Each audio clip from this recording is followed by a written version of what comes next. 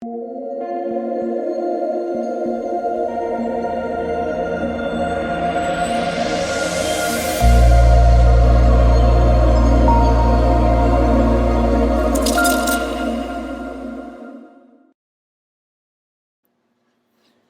what's going on, guys? It's DK. Back at you with another video here to break down the 6-game NBA main slate on Sunday.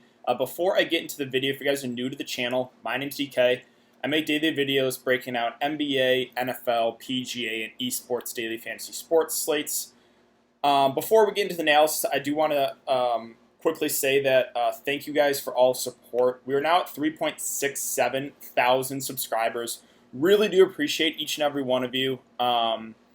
If you guys enjoy all this free content, if you could leave a like button on the video, subscribe to the channel if you haven't already, and hit the notification bell. I'm also have podcasts. It's the DK DFS show. The link is in the description below. If you can't listen or if you can't watch the YouTube video, again, I do have it also on Apple Podcasts. But with that all out of the way, let's jump into the video. So before we get into players and the prices for this 6-game slate, this slate looks a lot better. I mentioned yesterday for today's slate that I was like, this slate's kind of gross, all kind of pretty solid defensive teams. But this slate looks a lot better. But again, before we get into that, let's take a look at how we're doing for Saturday's slate. So Saturday right now in the cash, I don't know if it's going to hold because we had a couple blowouts early. But let's go over my lineup. So I went with Monte Morris, Jordan Clarkson, Paul George, MPJ, Jokic, Conley, Kawhi Leonard, and Bam Adebayo. So we got the Denver news that Jamal Murray was also out. Really boosted a guy like Monte Morris as a clear-cut value play. Now, I would just like one slate where I could not don't have to deal with foul trouble. Monte Morris, 3 fouls in the first half, early in the first half. Missed out in about 9 minutes there. And then the game blew out as well. I don't know if you guys saw it. The starters missed about 4 minutes of action there. Kelly Olynyk, I think, made like 5 straight threes. I wasn't watching the second half, but I was keeping track of it. I was like, all right, please don't pull the starters. Please don't pull the starters. I just see Kelly Olynyk drain like 4 straight threes. I'm just like, are you kidding me? And then the Jazz, too. If you played the Jazz guards, you got really, really unlucky. The starters did not see any fourth quarter run, and they just could not make a shot. Now, I always do these look-back videos, looking over my lineup and see, did I make a mistake here? Right? Now, was the process right with targeting those Jazz guards? I don't think we made a mistake. If you targeted the Jazz guards, you just got unlucky, right? Clarkson shot the ball, I think, 3 of 15, and again, did not see any fourth quarter run. And then same thing kind of there with Mike Conley and Donovan Mitchell. Conley didn't see any fourth quarter run. Missed out on a good amount of minutes, right? He was 5.4K. If he gets that fourth quarter run, if they just shoot the ball decent, he's probably going to crush his value. Kind of the same thing with Donovan Mitchell. He was also popular. I didn't get to him in my lineup, but I understand why if you played him, right? So looking back on it, I think we definitely got unlucky if you targeted Jazz guards like myself. Again, no fourth quarter run, and they shot the ball terribly. That's kind of the variance in DFS, right? Stuff like that can happen. And then other guys in my lineup here, MPJ was also in foul trouble. Him and Monte Morris. Like I said, I would just like one slate, not having to deal with guys in foul trouble. But yeah, they were solid for their value, right? They were super, super chalky for good reason. Jokic had a great start to the game, didn't do a whole lot in the second half. Again, started getting pulled at the end of the game, kind of hurt. Like 4 minutes of action doesn't seem like a lot, but a guy like Jokic and a guy like Bam Adebayo, that's huge. Like if I would have got that last 4 minutes from Jokic and Bam, we'd probably get close to 50 from both. So obviously a little bit tilting there. And then, again, I went with Kawhi, Paul George. They were my 2 favorite spend-ups because of the great matchup. Both off to a pretty solid start. So we'll see how it goes. Unfortunately, we did get news that Brogdon was out. So, I mean, if I had a spot open, I would have tried to get Aaron Holiday or Justin Holiday starting too. So there's some good value there. But unfortunately, again, I just had all the guys in the early slate. So we'll see how it goes. But that's really the look back. If we look at the odds, we currently do not have anything up for tomorrow's slate, so nothing to look at right now. Let's get an analysis for the 6-game slate. So we'll go position by position. And then also I do want to mention that I will be live streaming for the 6-game slate, going over all injury news, stuff like that, answering any questions you guys have. Probably 45 minutes to an hour before lock, so be sure to check out the live stream, guys. But yeah, let's start with center. So Porzingis was a guy that I really liked that last slate because I knew he was going to be low owned. He went for 70 fantasy points at 8.6K. So if you want Porzingis, you absolutely crushed it last slate. Now, I did get exposure to that game, but I went with Westbrook and Luka, who were also pretty solid too. Everyone in that game, I mean, there's no defense played, 153 to 149. So I still have interest in Porzingis, but definitely just contrarian play. There's 3, in my opinion, clear center plays, cheap plays that I love, that it just makes it hard for me to get these guys. Vucevic at 8.7, I'm going to pass. There's just so many good plays below. Ayton, I do like he's power forward eligible, so you could run 2 centers and Ayton, but 8.5, it feels like about right for him. Right? He was 7.9 the last say, 8.5 feels about right. And again, there's just so many good center plays that I'll mention here in a bit. Valanciunas, no way I'm getting to him at 8K. His minutes went way down. Now, he was in foul trouble. I mean, he was still really productive in 14 minutes. I think he probably gets normally around 25 or so with Triple J and Brandon Clark healthy, but I'm not paying 8K for him. Now, Nurkic was a guy that I was all over that first slate. Went for 50 fancy points at 5.9K. He was like 5% owned. Now he's up to 7.7K. Not really the best spot here against Boston, but I still do like Nurkic because he is power forward eligible, so you can play 2 cheap centers, who I'll mention in a bit, plus Nurkic. But we also still have Zach Collins at 3.4K, and he got good runs. So, like, for their prices, I probably would lean towards Zach Collins if you're going to make me pick just one of the Portland bigs. But I still have interest in Nurkic. I think he's more of a GPP play because he's just a guy that's going to do it all. If you look at him, 18, 9, 5, 6, and 2. Those are the kind of stat lines Nurkic will put up. Rui, there's no way I'm paying 7.4 for him. Holmes was in some foul trouble at 5.9, or 5.7, I should say. So he missed out on some minutes. It's the tougher spot against Orlando, and I just prefer other centers in the slate. Like a guy right below him, Jarrett Allen. Really, really like Jarrett Allen. He's one of the 3 guys that I love for tomorrow's slate. Great matchup here against the Wizards, who play no defense. This is a game that there's some really solid value plays in. Love Jarrett Allen. Don't be concerned. He only played 27 minutes. Did not see any fourth quarter run there against Orlando. It was a blowout. This one should stay close. 2 of the worst teams in the bubble, in my opinion, and 2 teams that play very, very little defense. So I think, if that game would have stayed close, Jarrett Allen probably would have got close to 35 minutes. The issue with him always in the season was where were the minutes going to go with him and DeAndre Jordan. Well, we know it's Jarrett Allen now because that's basically the only center they have. Washington kind of running big with Thomas Bryant. They have Mo Wagner off the bench. They have Rui. So love Jarrett Allen here at 5.6K. Whiteside, I think, is intriguing at 5.3. Portland's going to run an 8-man rotation. He was also in foul trouble that game. I think normally he probably gets around 25 or so minutes. The price obviously came way down, but I prefer other center plays around his price. Now, Triple J was a guy, another guy I was all over last slate. 43 minutes, 43 fancy points. Now, the game did go to overtime, sure, but 38 minutes in regulation. That's a lot for Triple J. Now, sure, JV was in foul trouble. Maybe he played a few extra minutes because of that, but really, really good to see that they're extending him. I just want to warn you guys, he's always in foul trouble. He had 5 fouls, did not foul out, but he is always in foul trouble, so you never can feel great about playing him because you just know like the 2 quick fouls in the first quarter is going to happen. But, man, if he stays out of foul trouble, I still really like Triple J here at that price. Tyson Baines, no point to go them. Brook Lopez, it's a great spot, but there's just other centers I prefer.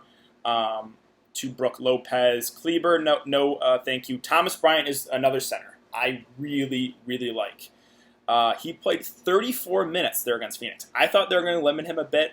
Looks like they're just letting the training wheels off. He's just going to play as many minutes as he can handle. He played 34. If we get 34 minutes again from Thomas Bryant, I really, really like him. So, yeah, I think you can play both centers in this game with Jarrett Allen, with Thomas Bryant. Love that he got those minutes. Great spot here. Again, both teams don't play a whole lot of defense. So really do like both those centers. Again, Mo Wagner got limited. Looks like they're just going to play Thomas Bryant as many minutes as he can handle. So no interest there in Mo Wag.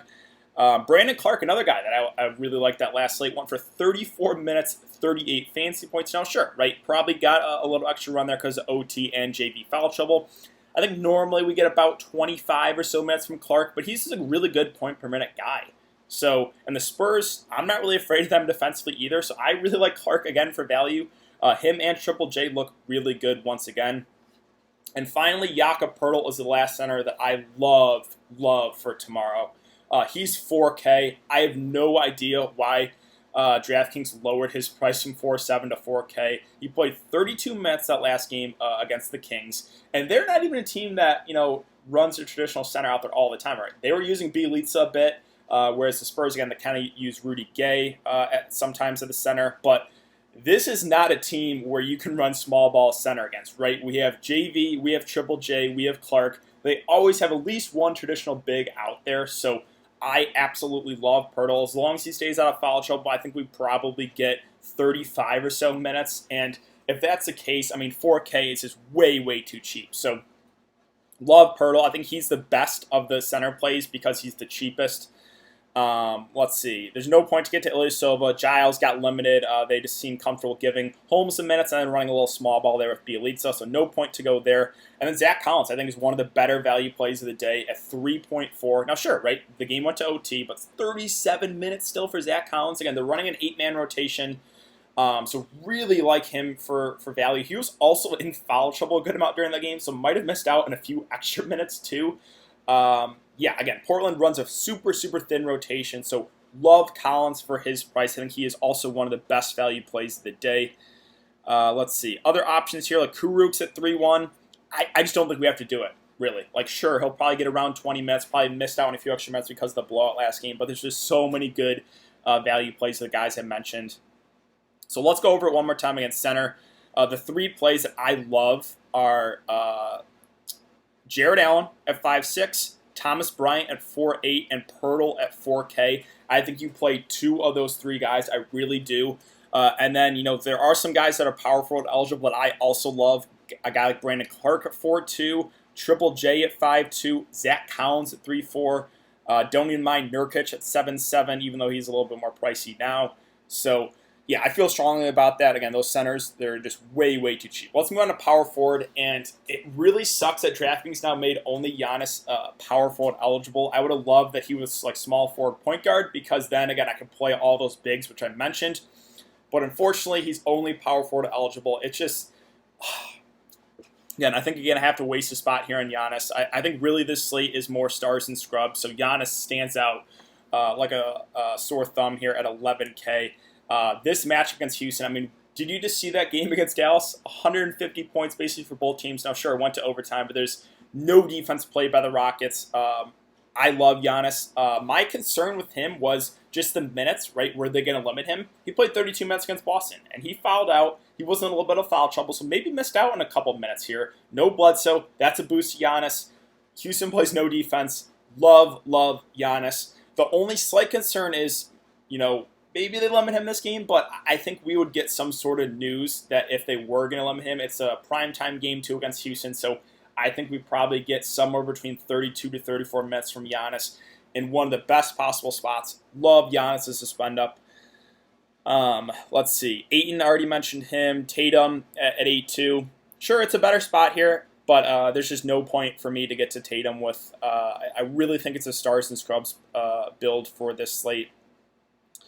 Let's see. Aaron Gordon at 7.5, I'll pass. Gordon Hayward at 7.1, I'll pass. Boston, this is a team I'm not super excited about. Very balanced. Maybe, probably Kemba will play a little bit more here too. So I'm not really interested in any of the Boston guys. Rocco had a pretty solid game because everyone in this game did. There's no defense, went for 44. Wouldn't expect that again. What we are going to get from Rocco is the big minutes, but I think there's probably better plays for their prices. Melo, I'm going to pass. Isaac did play really well, but he was limited. I'm still going to pass there. Still no Oubre for Phoenix. Sarge came off the bench at 5.6. Again, no reason to get to him.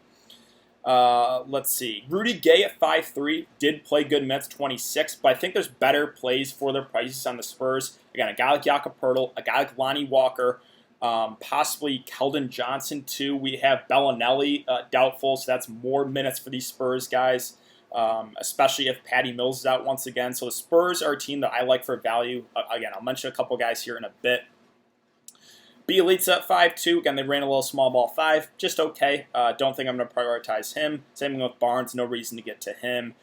Let's see. Already mentioned. Oh, that's Josh Jackson. Don't play Josh. Make sure you play the right Jackson there. Triple J. Jaren Jackson is the one I like. Yeah, no reason to take it to Josh Jackson or Kyle Anderson. Daniel House did have a really good game with no Eric Gordon. But, if you play Daniel House, he's basically got to knock down those threes. If he's not knocking down those threes, then he could have a pretty low floor. Now, sure, it's great to see he played 43 minutes. I think he is in play for value, but I think I like some other value plays a little bit more. So I still like House, but if you play him, know what you're getting into, right? If you play him, he has to hit those threes. If he's not hitting those threes, he has a pretty low floor. Cam Johnson at 4-3. Again, I just prefer other value. Like, I would rather get to Brandon Clark at 4-2. DFS did get big minutes there defending Harden, but that's basically all he's out there for is his defense. Don't have a whole lot of interest there. Let's see. Zach Collins, I think, is one of the best value plays there at 3-4. Don't know why Draftkings did not raise his price more. And that's really it for power forward. Let's move on to small forward. I really like Doncic still at 10-8. Great spot here against Phoenix. He played 42 minutes. Now, sure, 37 in regulation. Well, I guess he did foul out with the last 2 minutes, so he was probably on pace for 38 minutes. He's going to play huge minutes. It's a great spot here against Phoenix. I'm not scared of anyone on Phoenix defensively. So really like Luka, really like Giannis. If you're going to make me pick between the two, I think I would give the edge to Giannis slightly, but I really like both those guys. Again, I think this is setting up for a stars and scrubs slate. Middleton at 7-8 is an interesting contrarian option if you want to get off of a guy like Giannis and maybe go Middleton for super low ownership. But really, again, I love Giannis, love Luka at the top. Now, DeRozan is a guy in the mid-range that I like at 7-6. Played huge minutes, 38 minutes. No LaMarcus Aldridge, obviously, so he's going to have to do a lot offensively. Had a slow start to the game, but picked it up there, went for 47 fantasy points. I think he is solid. In the mid-range, a guy like Karis LeVert I'll talk about. So you can go a little bit more balanced if you want to. Those would be probably the two guys I would look to if you're going more balanced approach.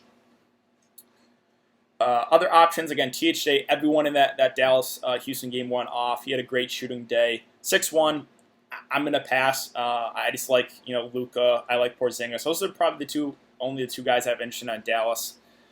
Joe Harris at 5'8", I'll pass too. Don't think we have to do it. Scroll down here. Yeah, not a whole lot of great plays. Like Mikal Bridges at 5'3", sure, he's going to play big. He's going to play decent minutes, but he's not the super high usage guy. I don't think we have to do it. Healed, Barnes, Bogdanovich.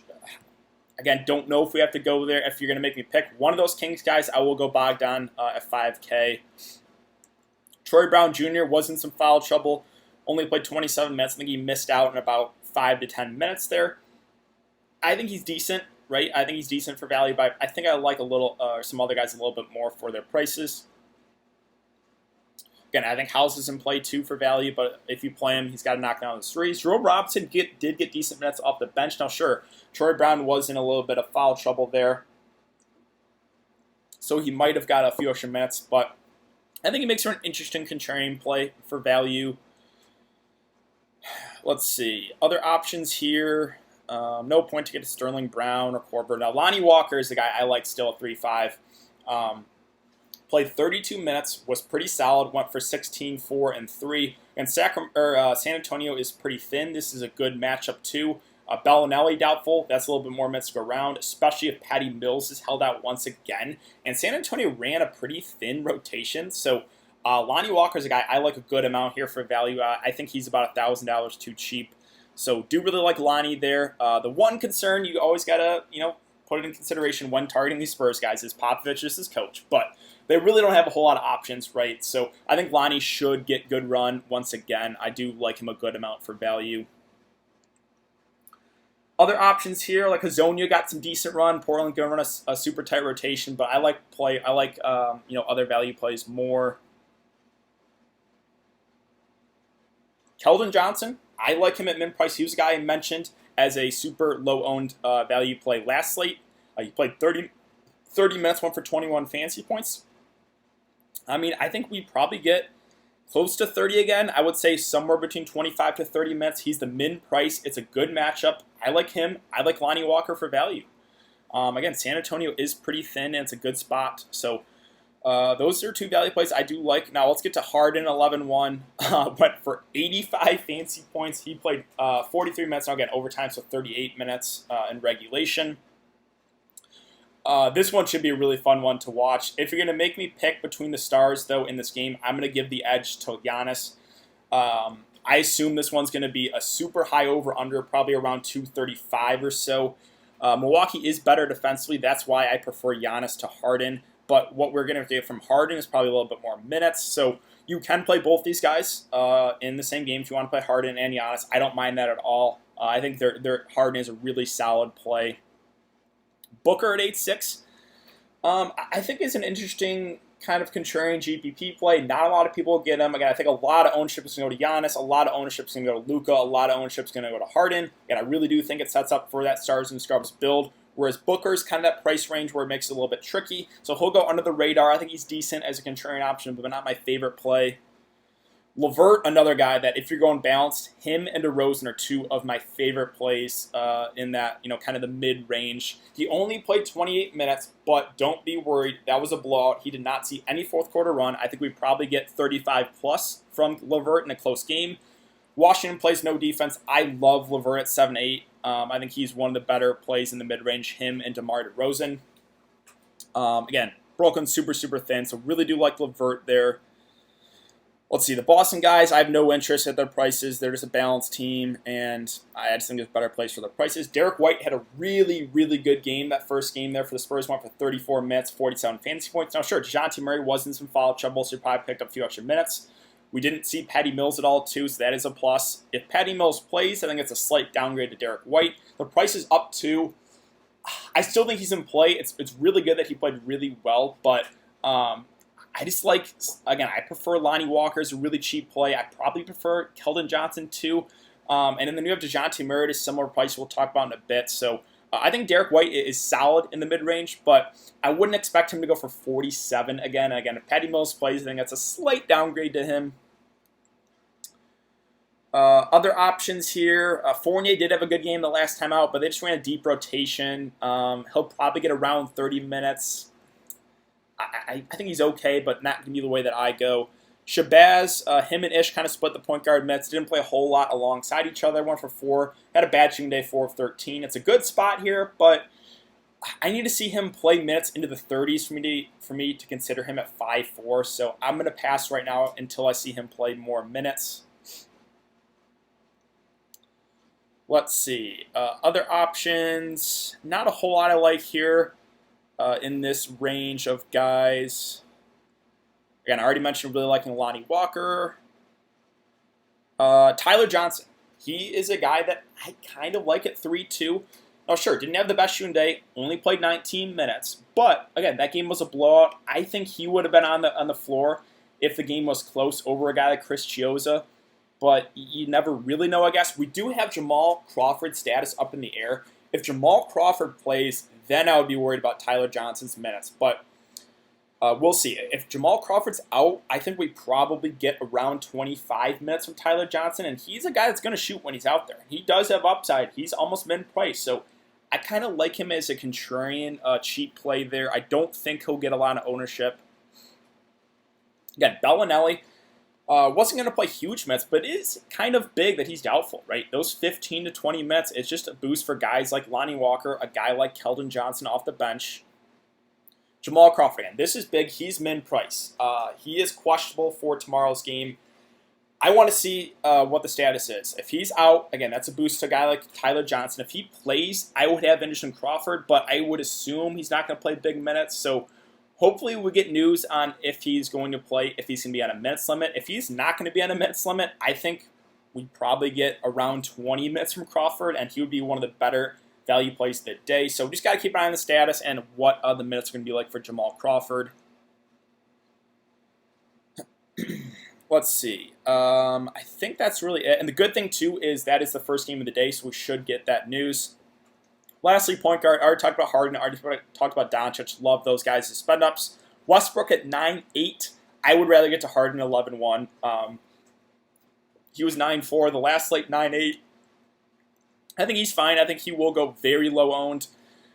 He was like 10% owned compared to Harden at like 50% last slate. So if you want to pivot off of a high owned Harden, I'm okay with Westbrook, but I would prefer again to Harden over Westbrook for what is that, like $1,300 more. Lillard and CJ, I know they had a good game last time out, but they did go to overtime. This is a tougher spot, and again, they have Nurkic, who's a higher usage guy. Zach Collins will shoot the ball a decent amount, so I'm going to pass on the Portland guards for now. De'Aaron Fox is an interesting play in the mid-range here. Played 38 minutes, which is really good against the Spurs. Shot the ball 33 times. That's kind of crazy. Went for 54 fantasy points. I have interest, but this is a much tougher spot against Orlando, who play at a slow pace. I think he's just a dart throw in GPPs. Yeah, like I would prefer LeVert at a similar price. I would prefer DeRozan at a similar price. Much better matchups. I do like playing De'Aaron Fox for DFS, but this is probably a spot against Orlando where I will stay away. Now, Ja Morant at 7-3, I played in the last slate, went for 41 minutes. Now, sure, that was overtime, so 36 minutes, but it looks like he's going to play minutes into the mid-30s on a consistent basis. That's what they said. And the price tag didn't move up a whole lot. It's a good matchup, so I have interest in Ja Morant. Again, I probably prefer LeVert. I probably prefer DeRozan at a similar price, but if you wanted to go that balanced approach, I think Ja Morant would be interesting to pair with a guy like LeVert, pair like a guy like DeMar DeRozan to get a little bit different on this slate.